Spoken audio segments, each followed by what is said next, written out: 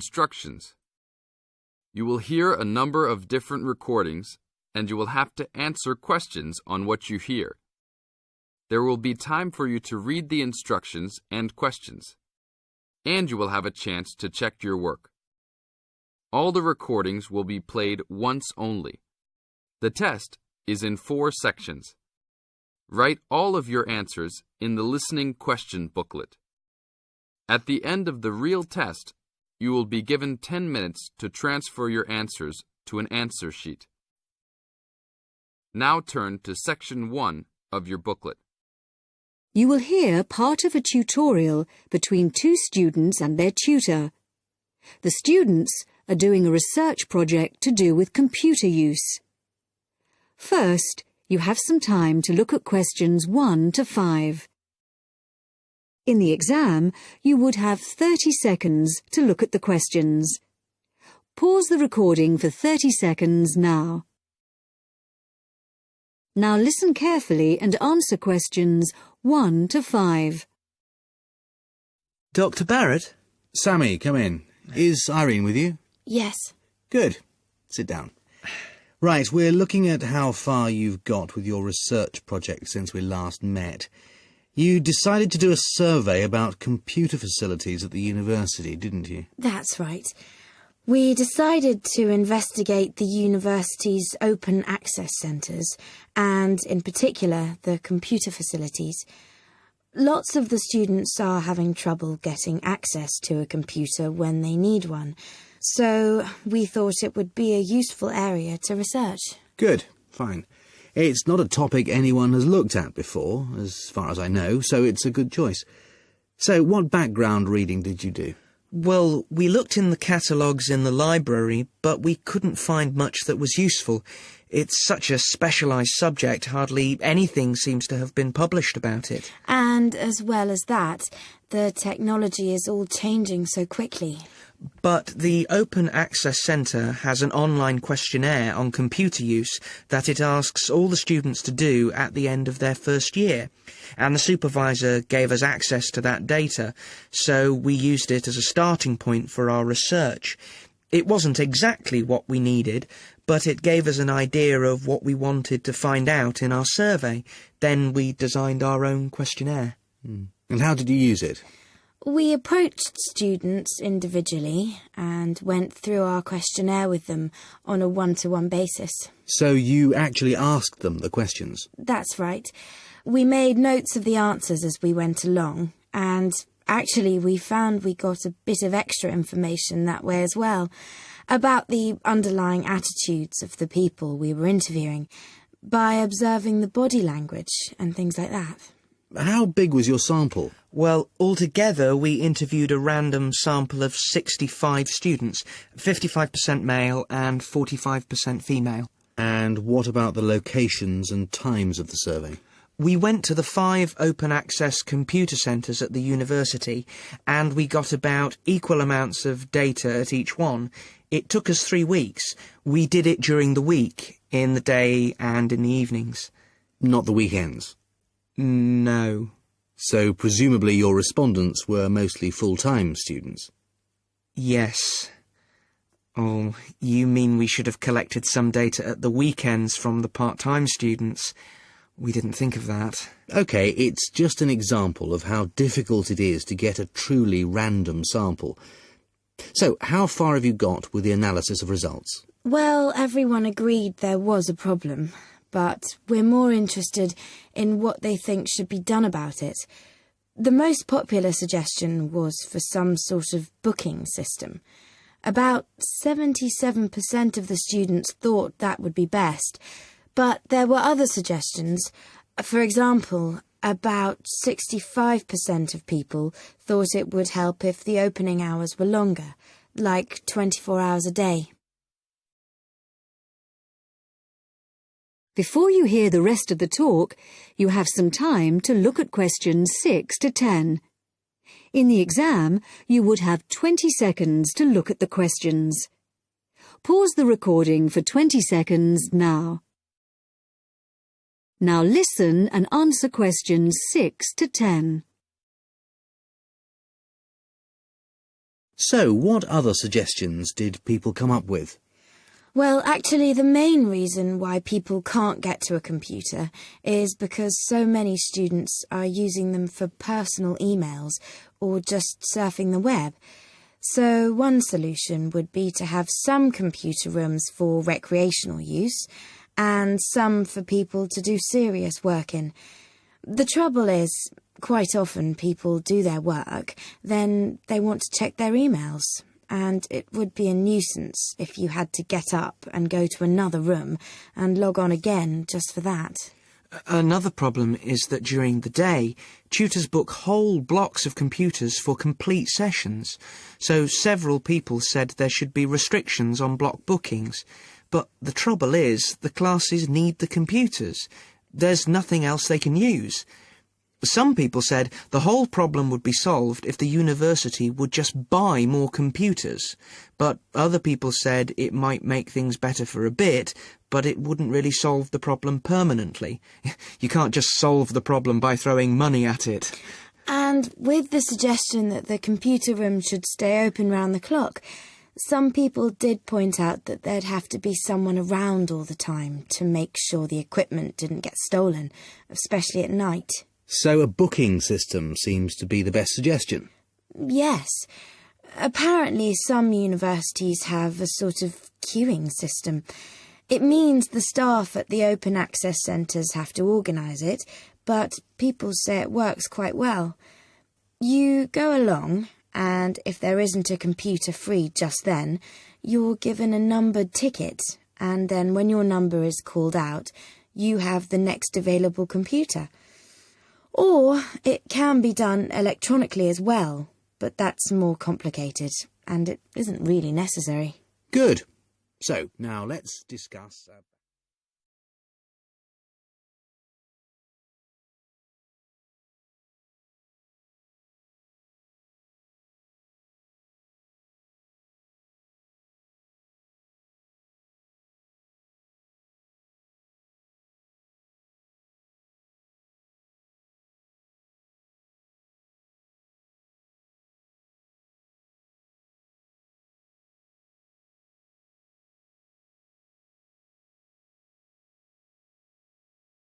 Now turn to Section 2.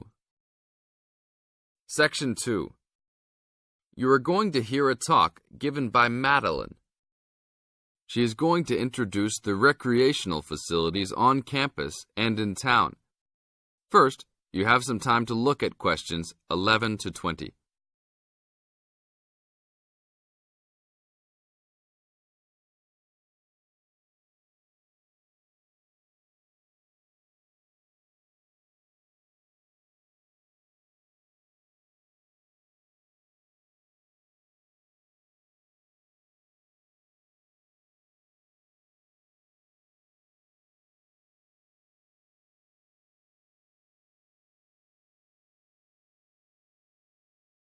As you listen to the talk, answer questions 11 to 20.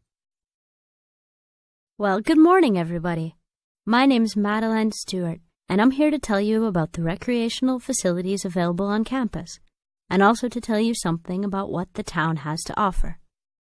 You may already know that your students' union membership also includes membership of the sports union, which provides a range of sporting and recreational facilities on campus, much the same as those in most British universities. The sports union has football, tennis, and cricket teams in local competitions. And really, most sports are catered for in some way on campus, even if they're just social matches. In the building itself, there are fitness classes and a full gym, including weights. The sports union can also provide cheap tickets to some major sporting events. And to keep you up to date with everything available, there's a weekly newsletter distributed around the campus. You should check this to find out the names and phone numbers of the contact people for each sport or activity you're interested in. Yes, did you have a question? Yes, apart from what you've just said, does the sports union offer individual help in any of its activities, for example, in getting fit and healthy? Yes, we do. The sports union has a fitness assessment clinic every Friday, staffed by the resident sports trainer, who can provide advice on the best program for you and refer you to various charts. I'm sure you all realize that for any medical assessment or health problem, you should go to the University Medical Service. The sports trainer can also advise you on a suitable training program using the weights. And now on to Ashbury.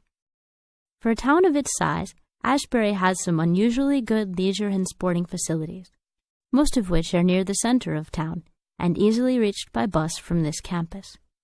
There's a new, well, almost new, Olympic-sized swimming pool. That's not quite in the central town area, but it's only a 5-minute walk from the bus stop. Above the pool, there's a high-tech fitness center that any of you more serious fitness lovers would need to check out. Then, in the center of town, there's a sporting complex called the Anderson Center, which contains squash courts and facilities for a number of other indoor sports, such as basketball. And just around the corner from the Anderson Center, in the main street there, is an indoor bowling alley. All of these facilities are listed in the weekly newsletter, so I encourage you all to look through it and... This is the end of Section 2. Now you have half a minute to check your answers.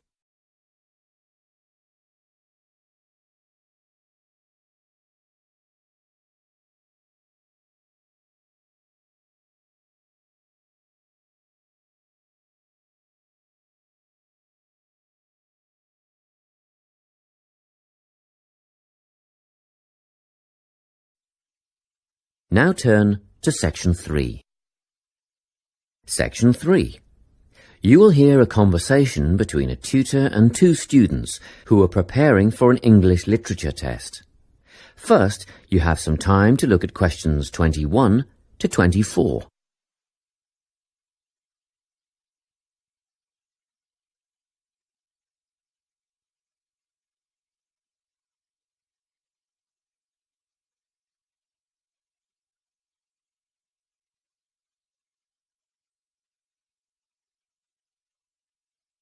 Listen carefully and answer questions 21 to 24. Hello, Lorna, Ian. Glad you could make it. You're the only two who put your names down for this literature tutorial, so let's get started, shall we? I want to run over some aspects of the novel The Secret Garden with you before the test next week. Be sure to take some notes and ask questions if you need to. Hey, Lorna, have you got a spare pen? Sure, here you are. Okay, so the story follows two key characters. You should refer to them as protagonists, who go by the names of Mary Lennox and Colin Craven. The story is set shortly after the turn of the 20th century, and the narrative tracks the development of the protagonists as they learn to overcome their own personal troubles together. That's quite a common storyline, isn't it? Yes, you're right, Lorna. So what can you tell me about the character of Mary? Well, in the beginning, she is an angry, rude child who was orphaned after a cholera outbreak and forced to leave India and move to the United Kingdom to her uncle's house in Yorkshire. That's right. And there she meets Colin, who spends his days in an isolated room, believing himself to be permanently crippled, with no hope of ever gaining the ability to walk. The two strike up a friendship, and gradually learn, by encouraging each other, that they can both become healthy, happy and fulfilled in life. Will we need to remember a lot of these details for the exam? Just the basic outline. Examiners don't want to read a plot summary. They know what the book is about. Focus on narrative techniques instead, such as point of view. What's that mean? It's all about how we see the story. This story, for example, is written from the perspective of what is called an omniscient narrator. Omniscient means all-knowing. So, as readers, we get to see how all the characters feel about things, what they like and don't like, and what their motivations are in the story.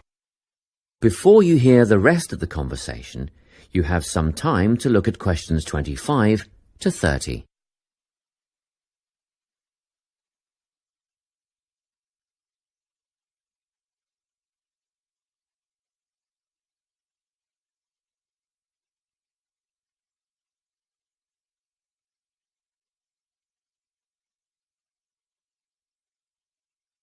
Now listen and answer questions 25 to 30.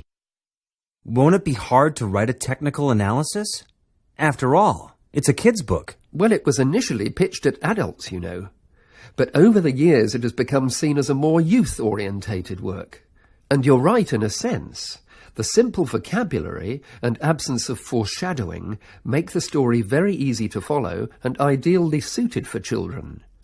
But that doesn't mean there isn't much to analyse. Look at the symbolism, for instance. Symbols are things, right?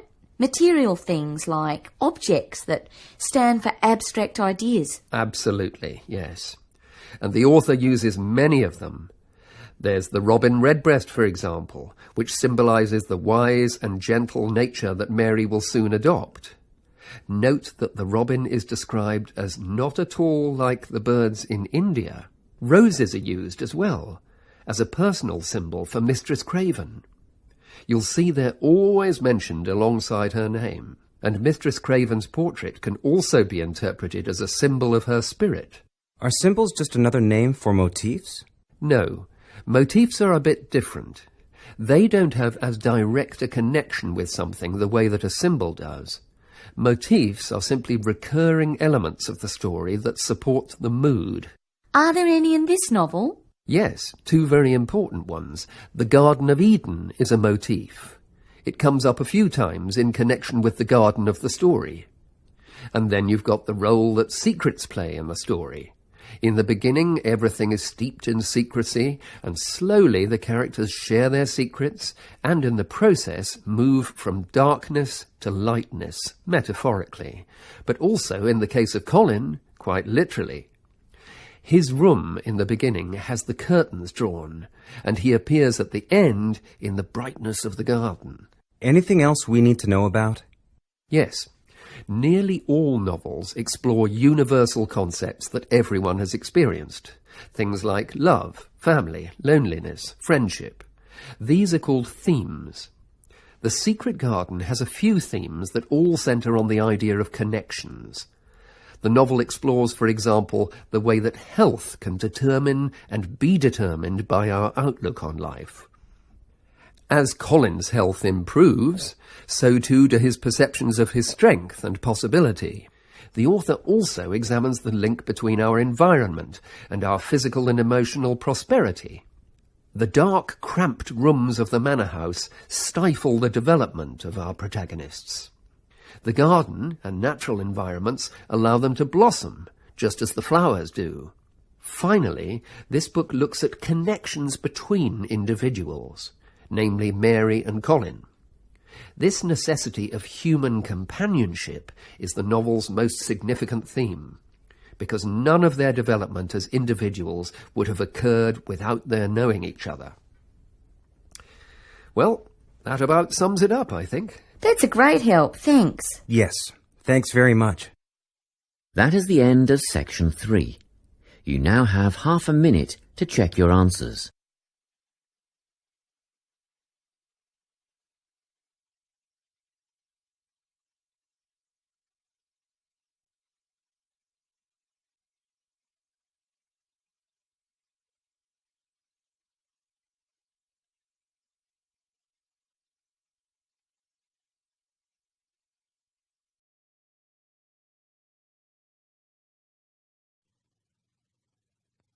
Now turn to section 4.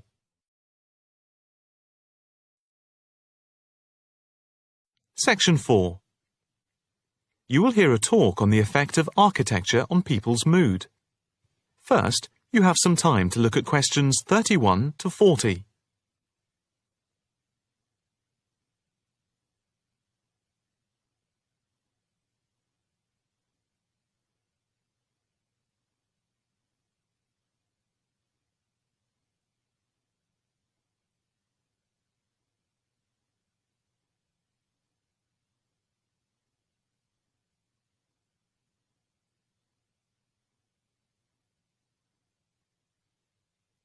Now listen carefully and answer questions 31 to 40. My group has been doing a project on the importance of architecture in people's lives and whether it has any impact on the lives of people in general. The main part I have played is in the collection of data to find out what effect, if any, various buildings have on people's mood, i.e., whether ugly buildings make people unhappy and whether beautiful buildings do the opposite. We had originally thought of starting measuring people's reactions by using a questionnaire with about 40 questions, which we were going to hand out to people, including students at the university. But we were worried that doing the questionnaire would be too time-consuming for people to fill in, so we gave up the idea. I then asked several of the postgraduate students for advice. One of them came up with the simple idea of showing people images of various buildings from different eras and styles, instead of giving out the questionnaire, and asking them to indicate how they felt on a scale of 1 to 5 about the images, where 1 was unhappy and 5 was very happy. People would also be given the option of not saying what they felt. Using the scale meant that it would be much simpler to record people's reactions. I decided to follow this advice, and so the first stage was to collect a large number of images. I used Google to print off colour images of views of houses and apartment blocks where people live, and different types of buildings where they work. I started with about 30 or 40, and then reduced them to 10 images. Media resources in the Amory building at the Judd Street branch of the university helped me produce the final images. I had them blown up to A4 size, and we used colour rather than black and white to make the detail on the images clearer. We made 5 sets of images, and for protection when handling, we pasted the images onto hard card. Then, using a machine to wrap them with plastic, we laminated the cards. 5 of us targeted different age groups. We went to a local school where we obtained permission to ask a group of teenagers between 11 and 18. We also asked a sample of the general public, including tourists from all over the world, as they exited the Tate Modern in London, what they thought. We aimed to ask people from different age groups, namely 20 to 40 and 50 and over. What our group learnt most from the project was first of all the value of teamwork. And secondly, we found that we had to appoint a leader to stop us pulling in different directions and falling apart. So this turned out to be an invaluable lesson for all of us. As to the findings, for us they proved intriguing. In the end, the sample consisted of 311 respondents. I thought initially that people wouldn't be interested in taking part. With the youngest age group, their reaction was very mixed. It was clear that the youngest group had no pattern of preference at all, as they frequently gave no reaction to the pictures. For the 20 to 40 age group, we found that they tended to score more in the middle range, around 3. We found that out of the 3 groups, the most likely to be favourably affected by the images, that is, they were more likely to score the images as 5, were those aged 50 and above. And nobody in this age group failed to say what their reaction was, which was unique for the 3 groups. In total, I have to say that about 71 people indicated that they had no reaction at all to an image. Our general conclusion is that we need to find out more about why people react as they do, by perhaps giving them a chance to give reasons for their decisions. I would like to finish there, and give my teammates a chance to add anything I've missed, or take any questions or suggestions. That is the end of section 4. You now have half a minute to check your answers.